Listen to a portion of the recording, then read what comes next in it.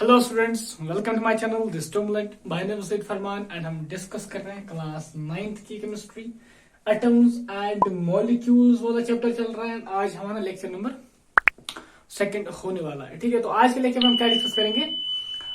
Symbols के को हमने लास्ट लेक्चर में सिंबल्स तक हमने छोड़ दिया था। ठीक है, सिंबल्स पे हम रुक गए थे, तो आज सिंबल्स से स्टार्ट करते हैं। ठीक, सिंबल्स हमारा पहला टॉपिक रहेगा। ठीक है, तो डाल्टन ने पहले सिंबल्स यूज किए थे।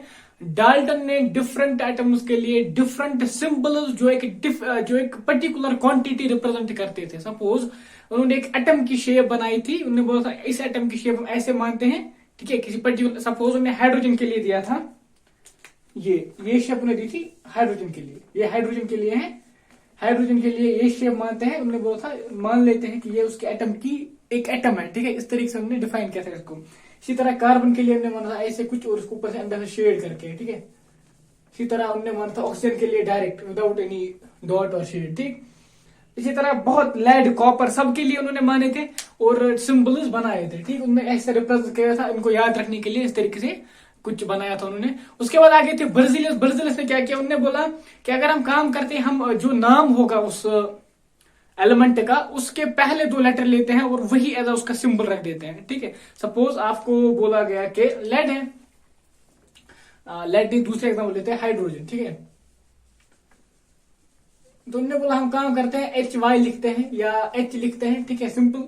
फिर मैं बताऊंगा H क्यों हुआ, HY क्यों हुआ, डिफरेंट चीज है। लेकिन उन्होंने क्या बोला था बर्जिलियस ने बोला था कि symbols of elements be made from 1 और 2 letters of the name of the element. हम एक एलिमेंट का लेंगे, उसका नेम लेंगे, उसके पहले 1 या पहले 2 लेटर्स लेंगे और उनसे उसका सिंबल बनाएंगे। ठीक है, ये सिंपल चीज है, ये जो चली गई। लेकिन जो पहले क्या होता था कि हम नाम कहां से लेते थे किसी एलिमेंट का, हम पहले देखते थे कि ये कहां पे ओरिजिनेट हुआ, किस प्लेस से ओरिजिनेट हुआ। ठीक है, जिस प्लेस से ओरिजिनेट हुआ उसी का नाम देते। सपोज कॉपर का नाम आपने देखो, कॉपर वो कहां से आ गया, वो आ गया साइप्रस से, CYPRUS। ठीक है, कॉपर जो है उसका नाम कहां से है, साइप्रस से आया, PRUS, साइप्रस से लिया गया। ठीक है, जो जगह का नाम है। इसी तरह स्पेसिफिक कलर के बेसिस पे सम एलिमेंट्स को नाम दिया गया। सपोज गोल्ड जो है, गोल्ड ये एक इंग्लिश वर्ड है जिसकी मायने येलो की होती है। ठीक है, तो कलर की बेसिस पे गोल्ड को हमने येलो नाम दे दिया और गोल्ड नाम रखा। इसी तरह और भी है बहुत सारे नाम जिनको इसी बेसिस पे नाम रखा गया। लेकिन आज के दिनों में हमारे पास IUPAC है। क्या है IUPAC, international union of pure and applied chemistry. ठीक है, यही एक आप मान लो ग्रुप ऑफ पीपल है, आप मान लो एक सिस्टम है। ठीक है, जो क्या करता है, जो नेम देता है एलिमेंट्स को ऑन द बेसिस ऑफ, वो बेसिस क्या लेते हैं, या तो प्लेस पे देंगे, या तो जिसने डिस्कवर किया उसके नाम पे, या तो उसकी प्रॉपर्टीज पे, किसी भी बेसिस पे उसको नाम देते हैं। लेकिन डिसाइड कौन करता है, IUPAC। क्योंकि आजकल एलिमेंट ज्यादा होते हैं और पर्टिकुलर एलिमेंट की डिस्कवरी के लिए बहुत सारे साइंटिस्ट क्लेम करते हैं। ठीक है, बहुत सारे साइंटिस्ट कहते हैं कि मैंने भी ये डिस्कवर किया, वो दूसरा साइंटिस्ट कहता है मैंने भी डिस्कवर किया, तीसरा कहता है मैंने भी डिस्कवर किया। तो उससे क्या होता है, कंफ्लिक्ट होते हैं कंट्रीज के बीच में। तो क्या किया, इसके लिए एक सिस्टम बनाया गया IUPAC। ये देखते हैं और उसके बाद ये अकॉर्डिंगली नाम रख देते हैं। ठीक है, यही सिंबल्स भी डिसाइड करते हैं और यही नाम भी डिसाइड करते हैं, IUPAC। ठीक है, international union of pure and applied chemistry. इसमें 2 चीजें होती है। जो भी आप नाम लिखोगे किसी एलिमेंट का, जब भी आप किसी एलिमेंट का सिंबल लिखोगे, ठीक है, कॉपर अगर आप लिखोगे, आप C लिखोगे पहला कैपिटल और U लिखोगे स्मॉल, याद रखना है हमेशा। आप लिखोगे ऑक्सीजन, आपको O कैपिटल लिखना है। ठीक है, आप लिखोगे कोबाल्ट, आपको C कैपिटल लिखना है, O स्मॉल लिखना है। ठीक है, ये जो है ये रिप्रेजेंट करता है कोबाल्ट को। अगर आप ऐसे लिखते हो तो ये रिप्रेजेंट करता है कार्बन मोनोऑक्साइड। क्या करता है, कार्बन मोनोऑक्साइड। ठीक है, मोनो, ये क्या करता है, कोबाल्ट। कोबाल्ट क्यों, क्योंकि यहां पे सेकंड वाला जो है स्मॉल है, ये एक ही एलिमेंट है। यहां पे दोनों कैपिटल है, ये अलग एलिमेंट है, ये अलग एलिमेंट है। याद रखना, एलिमेंट के सिंबल में हम क्या करते हैं, हम पहला लेटर कैपिटल लिखते हैं हमेशा, एंड सेकंड लेटर अगर होगा तो स्मॉल लिखते हैं। यूजुअली हम क्या करते हैं, हम नाम से, सपोज कोबाल्ट है COB। ठीक है, कोबाल्ट है COB, एक LTD कोबाल्ट, हम लेते हैं CO। ठीक है, हमने CO लिया यहाँ पे, यूजुअली हम क्या करते हैं, हम करते हैं काम, पहले 2 लेटर लेते हैं और उनसे नाम बना देते हैं, उनसे सिंबल बना देते हैं। ठीक, आप बहुत देखोगे बहुत सारे इनमें के इसी तरीके से नाम लिया गया है। सपोज एल्यूमिनियम, ठीक है, ALIMINIUM, एल्यूमिनियम, AL हमने लिया AL, ठीक है, एल्यूमिनियम का सिंबल रखा है। लेकिन बहुत सारे ऐसे एलिमेंट्स भी हैं जिनमें सपोज क्लोरीन है, RINE, ठीक है, तो उसमें क्या लिया है, C और ये L लिया है, CH नहीं लिया है, C capital L small, chlorine ऐसे लिखा है। ठीक है ना, आया समझ। कुछ एलिमेंट्स में हम डायरेक्टली पहले 2 वाले लेते हैं, कुछ एलिमेंट्स में हम पहला और मिडल वाला कोई लेते हैं। ठीक, तो ये एक्चुअली इस पे भी लेते हैं हम कि दूसरे सिंबल, दूसरे जो एलिमेंट है उनका नाम उसके बेस पे सिंबल बनाते हैं, या कन्वीनियंट होने के लिए बहुत सारी चीजें कंसल्ट करके ये सिंबल दिए जाते हैं। ठीक है, एग्जाम्पल के तौर पे आप ले सकते हैं, हाइड्रोजन का H है, ठीक है, एल्यूमिनियम का AL है, एंड कोबाल्ट का CO है। तो मैंने बताया कोबाल्ट अगर CO स्मॉल, O स्मॉल है तो ये कोबाल्ट है, अगर O कैपिटल है तो फिर ये O दूसरा एलिमेंट है। क्यों? क्योंकि हमेशा एलिमेंट में दूसरा लेटर क्या होता है, स्मॉल होता है। ठीक है, ये याद रखना है, इससे आप डिफरेंशिएट कर सकते हो कोबाल्ट और CO में क्या फर्क है, ये आप देख सकते हो, क्या कौन CO है कौन कोबाल्ट है। इसी तरह सपोज आपको क्लोरीन दिया गया तो C लिया है और L लिया है, जो L बीच में इस तरह जिंक लिया है, ZN, ठीक है, ZIN के है जिंक, लेकिन ZIN के है जिंक, ठीक है, लेकिन हमने क्या लिया है Z और ये वाला N, बीच वाला N, मतलब हमने ZI नहीं लिया है। तो इसमें सिंबल को Z पहला वाला और बीच में N लेके बनाया गया है। तो ये याद रखना है आपको, सिंबल सी चीज है। ठीक है, बहुत सारे सिंबल्स जो है वो ग्रीक वर्ड से लिए गए हैं। ठीक है, किसी एलिमेंट का ग्रीक वर्ड, सपोज मैं आपसे बोलूंगा सोडियम, आप बोलोगे सोडियम, सिंपल सी बात है, SODIUM सोडियम। आप बोलूंगा मैं इसका सिंबल बोलो मुझे, आप बोलोगे या तो SO आएगा या तो SD, SI, SU, SM, ठीक है, लेकिन ऐसा नहीं है, इसका सोडियम Na है। क्या है? Na। सोडियम को हम लिखते हैं Na। तो यहां पे आप बोलोगे Na कहां से आ गया? ठीक है, Na का क्या है, Na इसके ग्रीक वर्ड से लिया गया है, इसका ग्रीक वर्ड जो है इसके लिए, उसी से इसका Na लिया गया है। इसी तरह आयरन के लिए आप देखोगे, सपोज एक्चुअली सोडियम का ग्रीक वर्ड पता है क्या है? सोडियम का ग्रीक वर्ड है नाइट्रियम। क्या है? NATRIUM, नाइट्रियम। तो नाइट्रियम को क्या किया गया है, नाइट्रियम से Na लिया गया है। इसी तरह आयरन, आयरन का सिंबल क्या है? Fe। ठीक है, आप बोलोगे आयरन से आयरन में Fe कहां से आ गया? Iron Greek word, Latin word से लिया गया है, जो कि फिरम है। ठीक है, फिरम। ठीक, इसी तरह सोडियम नाइट्रियम से, पोटेशियम केलियम से, पोटेशियम का केलियम नाम है। तो सिंबल है, मतलब हर एक को हम एक यूनिक सिंबल देते हैं, यूनिक अल्फाबेट से लिख देते हैं, ताकि हमें फिर ये आपस में मतलब उसमें एम्बिग्यूटी ना आ जाए। सपोज सोडियम हम लेंगे और सल्फर लेंगे, ठीक है, अगर हम दोनों को एस देंगे तो प्रॉब्लम हो जाएगी। ठीक है, तो हमने क्या किया, इसको Na दिया है ताकि ये थोड़ा डिफरेंट लगे उससे। सिंपल सी बात है, इसको कन्वीनियंट बनाने के लिए, इजी बनाने के लिए ये चीजें की गई हैं। जो बहुत है उनका नाम उनके लैटिन नाम से लिया गया है। तो ये बाकी चीज यही है कि सिंबल्स कैसे बनाए जाते हैं, ये था टॉपिक अभी तक का जो मकसद था, वो यही था कि सिंबल्स कैसे लिखते हैं हम और किसका क्या सिंबल है, ये इजीली आपको याद हो जाएगा, आप पढ़ते जाएंगे। जरूरी नहीं कि आप अभी से पहले यही याद करो कि Fe आयरन, Na सोडियम, ऐसा नहीं है। आप जैसे पढ़ते जाओगे, आप जितनी बार टेक्स्ट पढ़ोगे उतनी बार आपको नजर पड़ेगी इन चीजों पे और आपको ये याद डेफिनेटली हो जाएगा। ठीक है, तो अलग से इसको याद करने की जरूरत नहीं है। टेबल एक दिया है आपके टेक्स्ट ने, एल्यूमिनियम का दिया है copper, argon, fluorine, barium, gold, boron, hydrogen, bromine, iodine, calcium, iron. ठीक है, बहुत सारे यहां से भी nitrogen, oxygen, potassium, silicon, silver, sodium, sulphur, uranium, ठीक है, यूरेनियम, जिंक एक्स्ट्रा का भी यहाँ पे सिंबल भी दिया है और नाम भी दिया है। ठीक है, सिंबल है। तो अब आ जाते हैं हम दूसरे टॉपिक जो हमारा है वो एटॉमिक मास। ठीक है, जैसे ही डाल्टन ने अपनी एटॉमिक थ्योरी दी तो उन्होंने ये बोला था कि एक एलिमेंट के जो भी एटम्स होते हैं उनका एक फिक्स्ड मास होता है।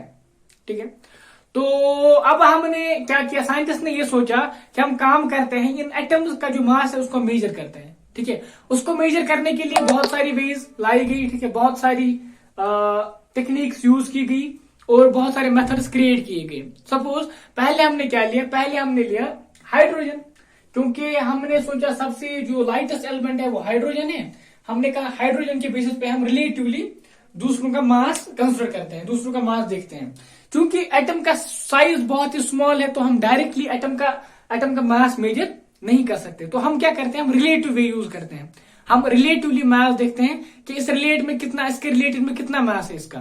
ठीक है, तो हमने पहले सपोज हाइड्रोजन लिया, हाइड्रोजन का मास हमने माना 1, हमने माना इसका मास 1 है।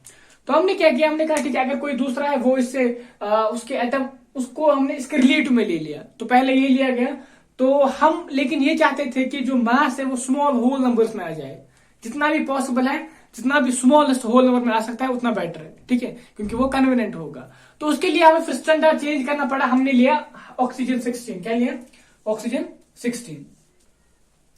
इसकी वजह से भी हमें कुछ ड्रॉबैक्स आए। तो लास्ट पे हमने क्या लिया, कार्बन 12 आइसोटोप हमने लिया, जो कि हमने बहुत टाइम तक यूज किया। इसको हमने AMU लिखा, एटॉमिक मास यूनिट। ठीक है, सपोज मैं समझा तो ये क्या मतलब था एटॉमिक मास यूनिट का, हमने कैसे लिया। आप समझो आपके पास कोई फ्रूट सैलड है, ठीक है, फ्रूट सैलड है, उसके पास कोई भी मेजर करने का कोई चीज नहीं है। सपोज उसके पास कोई भी वेट्स नहीं है, सपोज 1 kg 2 kg उसके पास नहीं है। ठीक है, तो क्या होता है कि उसने क्या किया, उसने काम किया, उसने बोला मेरे पास एक वाटरमेलन है। ठीक है, वाटरमेलन है, तो उसके पास एक वाटरमेलन है, आप मान लो ऐसे वाटरमेलन है। तो उसने क्या कहा, उसने कहा ये जो वाटरमेलन है उसको मैं मानता हूं इसका मास 12 यूनिट्स है। क्या बोला, 12 यूनिट्स। उसने बोला जितना इस, समझो मैं क्या बोल रहा हूं, उसने बोला जितना इस वाटरमेलन का मास है उसको मैं मानता हूं 12 यूनिट्स। क्या मानता हूं, 12 यूनिट्स। मतलब इसका मास जो है वो 12 यूनिट्स है। अगर मैं इसको 12 पार्ट्स में डिवाइड करूंगा, ठीक है, 12 पार्ट्स में डिवाइड करूंगा तो जो एक पार्ट होगा उसका मास मैं 1 यूनिट मान रहा हूं। ठीक है, उसके पास कोई भी मतलब मेजर करने की कोई भी चीज नहीं है। तो उसने इसको माना 12 यूनिट्स, उसके बाद उसको 12 पार्ट्स में डिवाइड किया और एक पार्ट जो उसको निकला, ठीक है, एक पार्ट जो उसको निकला उसने बोला इसको 1 यूनिट। क्या बोला, 1 यूनिट। उसने बोला अगर तुम इसके जितना वजन का कोई चीज चाहते हो उसके लिए इतनी प्राइस है। सिंपल, उसने ऐसा एक वेइंग सिस्टम बनाया। उसने एक वाटरमेलन लिया, इसको बोला ये 12 यूनिट है, उसको एक एक करके 12 यूनिट्स में डिवाइड किया, इक्वल यूनिट्स में, फिर 1 यूनिट को यूज करके उसने डिफरेंट चीज को मेजर करना स्टार्ट किया। इसके बेस पे उसने प्राइस रखी, इसके बेस पे उसने डिफरेंट चीज को वेट किया। इसी तरह हमने क्या किया, हमने कार्बन 12 को लिया। ठीक है, हमने बोला कार्बन 12 के एटम का मास 12 यूनिट्स है। ठीक है, अब हम इससे कंपेयर करेंगे दूसरे एटम का मास कितना है। ठीक है, इसको अगर किसी एटम का मास है 1/12 तो हम मानेंगे 1 यूनिट किसके बराबर है, 1/12 of mass of carbon 12 atom. तो उसी तरह से यहाँ पे इसको 1 यूनिट आ गया, यहाँ पे हमें 1 यूनिट क्या आएगा, 1/12 of mass of a carbon atom. उसके बाद सिंपल सी बात है, जिसको जिस एटम को लाना है लाओ, उससे कंपेयर करो और देखो कितना मास है। ठीक है, ये मेथड बहुत टाइम तक चला। अब जो आज का है, आज इसको एम के बदले सीधे यू माना जाता है, यू लिखा जाता है। क्या लिखा जाता है, यू, यूनिफाइड मास। क्या लिखा जाता है, यूनिफाइड मास। ठीक है, एटॉमिक यूनिट मास के बदले अब यूनिफाइड मास लिखा जाता है और इसको प्रिसाइज बहुत बनाया गया है। ठीक है, कुछ एग्जांपल्स दी गई है।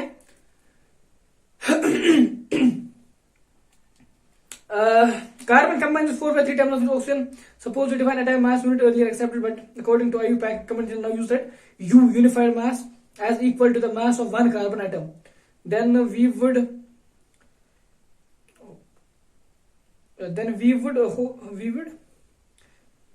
assign carbon an atomic mass of 1 U and oxygen an atomic mass of 1.33 U. However, it is more convenient to have these numbers as whole numbers, as near whole numbers as possible while searching for various atomic mass। ठीक है, simple सी बात है। ठीक, तो carbon 12 को बनाया गया था यूनिट, उससे पहले ऑक्सीजन को बनाया गया था। ऑक्सीजन को किस बेस पे बनाया गया था, वो पॉइंट लिखे हैं। Oxygen reacted with a large number of elements and formed compounds. ठीक है, this atomic mass unit gave masses of most of the elements as whole number. ठीक है, पहले ऑक्सीजन को लिया गया था इन दो बेसिस पे, क्योंकि ऑक्सीजन जो है बहुत सारे कंपाउंड्स के साथ, बहुत सारे एलिमेंट के साथ कंबाइन करता है। सेकेंड चीज ये कि इसने बहुत सारे एलिमेंट्स का मास एज होल नंबर दिया था अगर हमने ऑक्सीजन कंसिडर किया था। लेकिन बाद में हमें कुछ प्रॉब्लम हुई 1961 यूनिवर्सली एक्सेप्टेड मास के लिए हमने कार्बन को लिया, फिर कार्बन 12 1/12 का जो मैंने कंसेप्ट समझाया वो हमने यूज किया। ठीक है, तो ये सिंपल सी चीज है, ज्यादा इसमें कुछ नहीं है। तो ये था मास, एटॉमिक मास हम कैसे मेजर करते हैं। तो इसको हम सिंपल वे में लिखते हैं कि इसके 12 यूनिट्स है, सपोज के 16 यूनिट्स है, ग्राम में फिर कन्वर्ट करके मोल में आ जाते हैं हम। ठीक है, अभी आप सिंपली याद रख लो एटॉमिक मास ये होता है। मैंने यहाँ पे कार्बन 12 आइसोटोप का जिक्र किया था। आइसोटोप्स क्या होता है, ठीक है, आइसोटोप्स क्या होता है कि उनमें प्रोटॉन सेम होते हैं। अभी आपको प्रोटॉन्स और न्यूट्रॉन्स का जो है कंसेप्ट नहीं है, लेकिन मैं आपको बताता हूँ क्या होता है कि एक ही एलिमेंट के डिफरेंट एटम्स में क्या होता है, मास नंबर डिफरेंट होता है। ठीक है, मास नंबर डिफरेंट होता है। सपोज ये जो कार्बन 12 है ना, इसके और एटम्स होते हैं, इनका कार्बन 13 होता है, कार्बन 13 और होता है कार्बन 14। क्या होता है, कार्बन 14। सबका एटॉमिक नंबर 6 ही होता है। ठीक है, सबका एटॉमिक नंबर 6 ही होता है, सब कार्बन के ही एटम्स हैं, लेकिन इनका मास 13 है, इनका मास 14 है। तो हमने कौन सा वाला लिया था, जिसका मास 12 है, 12 वाला हमने लिया था। इनको हम बोलते हैं आइसोटोप्स। इसी तरह आते हैं आइसोबार्स। ठीक, आइसोबार्स में क्या होता है, उनका मास डिफरेंट एटम्स, डिफरेंट एलिमेंट्स के एटम्स का मास सेम होता है, लेकिन उनका एटॉमिक नंबर डिफरेंट होता है, चूंकि वो डिफरेंट एलिमेंट्स है। ठीक है, मे बी आपको समझ में अभी ना आ जाए, आगे जाके हम इसको अच्छे से समझने वाले हैं। ठीक है, अभी के लिए ये एनफ है, अभी इतना। ठीक है, अब टॉपिक है हमारा how do atoms exist. Atoms कैसे रहते हैं, एटम्स कैसे रहते हैं। एटम्स यूजुअली सारे एलिमेंट्स के एटम्स फ्रीली एग्जिस्ट नहीं कर पाते हैं। ठीक है, एक्सेप्ट नोबल केसेस। अगर आप देखोगे नोबल केसेस, हीलियम है, नियॉन है, आर्गन है, क्रिप्टॉन है, तो उनमें क्या होता है, उनके एटम्स फ्रीली एग्जिस्ट कर सकते हैं। ठीक है, फ्रीली एग्जिस्ट कर सकते हैं, लेकिन बाकी एलिमेंट्स के एटम्स फ्रीली एग्जिस्ट नहीं कर पाते। वो आपको मिल सकते हैं in the form of molecules, in the form of ions, in the form of any other, जो उनके लिए कन्वीनियंट है, जो उनको बॉन्ड बना के रख देता है, जो उनको सेपरेट होने नहीं देता है। ठीक है, सपोज बहुत सारे एलिमेंट्स आपको मिलेंगे in the form molecules. Molecules मतलब क्या होता है, molecule is a general group or a group of 2 or more atoms that are chemically bonded together. ठीक है, that is tightly held together by active forces. A molecule can be defined as the smallest particle of an element or a compound that is capable of independent existence and shows all the properties of this substance. ठीक है, molecule आप मान सकते हो कोई ऐसी quantity element की या किसी मैटर की, ज्यादातर हम डेफिनेशन के लिए एलिमेंट यूज करेंगे। एलिमेंट की वो वाली क्वांटिटी, स्मॉलेस्ट क्वांटिटी जो इंडिपेंडेंटली एग्जिस्ट कर सके, उसको हम मॉलिक्यूल बोलते हैं। मॉलिक्यूल में 2 एटम हो सकते हैं, 4 भी, 6 भी, 8 भी, 10 भी। ठीक है, तो ये डिपेंड करता है कि मॉलिक्यूल किसका है। अगर आपके पास क्लोरीन है तो क्लोरीन का मॉलिक्यूल Cl2 आपको मिलेगा। ठीक है, हाइड्रोजन है तो H2 मिलेगा, सल्फर है S8 मिलेगा। ठीक है, तो ये डिपेंड करता है कि किसका मॉलिक्यूल है। तो मॉलिक्यूल्स क्यों बनते हैं, क्योंकि उनके एटम्स आपस में वो मतलब फ्रीली इंडिपेंडेंटली नहीं रह पाते हैं, तो उनको कंबाइन करके ही रहना पड़ता है। That is why molecule create होते हैं और वो इंडिपेंडेंटली एग्जिस्ट करते हैं। ठीक है, अब ये जो है आज के लेक्चर में इतना रहने देते हैं। मॉलिक्यूल्स ऑफ एलिमेंट्स हम कल डिस्कस करेंगे नेक्स्ट वीडियो में। ठीक है, उसके बाद है molecules of compounds, what is an ion etcetera, writing chemical formula. हाँ, अच्छे टॉपिक सब आने वाले हैं जिनमें थोड़ा सा मजा आएगा, क्योंकि थोड़ा नया सीखने को मिलने वाला है। ठीक है, आज के लेक्चर में इतना रहने देते हैं, इतना एनफ है। अगर आप इतना टेक्स्ट से पढ़ते हो, इतना अंडरस्टैंड करते हो, तो ये मोर देन एनफ है आपके लिए। ठीक है, होप करता हूं कि जो भी मैंने ट्राई की समझाने की समझ में आ गया होगा। जो भी पॉइंट रह गया है कमेंट में लिख दीजिएगा, या अगर आप 1-2 बार टेक्स्ट पढ़ते हैं तो डेफिनेटली समझ में आ जाएगा। बाकी वीडियो को शेयर करना है अपने फ्रेंड्स के साथ, एंड चैनल को सब्सक्राइब करके जाना है अगर आप नए हैं। लाइक का बटन दबाना है, क्योंकि उससे हमें एनर्जी मिलती है। हमारे साथ जुड़ सकते हैं इंस्टाग्राम, टेलीग्राम पे, यूट्यूब पे तो है ही। बाकी thanks for watching, thanks a lot.